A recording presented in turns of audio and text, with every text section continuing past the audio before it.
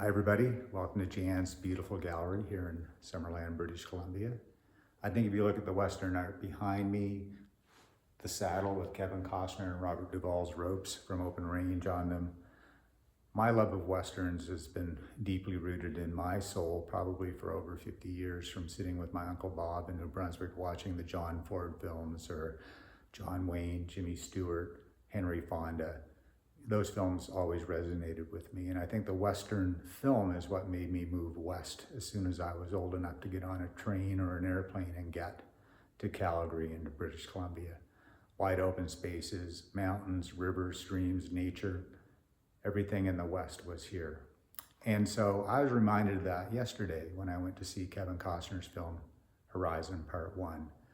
I'm not a good critic, so I'm not going to talk about the film in any critical manner other than to say Janice and I love the film, but we both come of our love of the West honestly, and we looked at the film for what it was, which was a big, beautiful epic, and we're very much looking forward to part 2. It also rekindled my spark of what is my sequel book to They Don't Pay Me to Say No.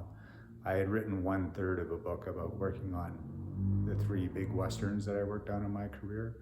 And then I put it on the shelf thinking, who wants to read a book about somebody working on Westerns and props? So I kind of let it sit for the last 6 months, but after seeing the film yesterday, I thought maybe I'll dust it off and give it another run.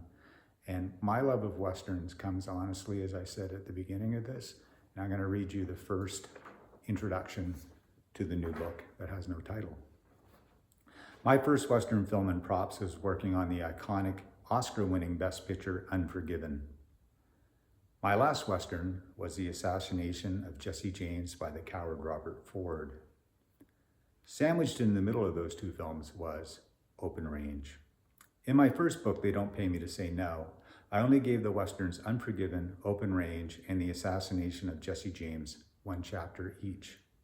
Maybe because I was lucky enough to work on over 10 Westerns in my career, I just took it for granted that everybody I know has worked on several Westerns.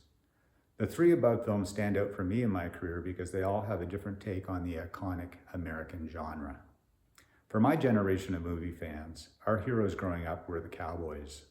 I was one of the Magnificent 7, or the man with no name in my neighborhood Saturday morning shootouts with our cap guns with the neighborhood kids. It was crazy to think as an adult I was paid to stand on Western film sets with Clint Eastwood, Gene Hackman, Kevin Costner, Robert Duvall, Brad Pitt, etc. I spent many days in awe of the environment I was working in. It was not lost on me that every day on Unforgiven, I was witnessing something truly special. On the Open Range set, I knew I was working on our own version of the shootout at the OK Corral. On the Assassination of Jesse James by the coward Robert Ford, I was watching a master, Roger Deakins, paint with light, making every frame feel like an Andrew Wyeth painting every single day.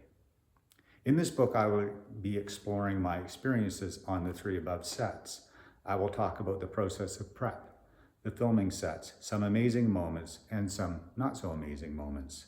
The Western is a genre that has been dead and buried in cinema many times. Yet, when something great is made, it rises again. So there you have it. I'm going to attempt to continue to write this book.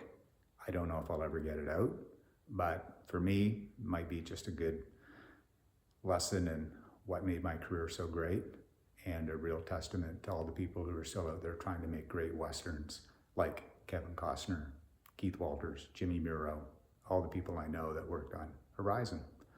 Okay, have a great day.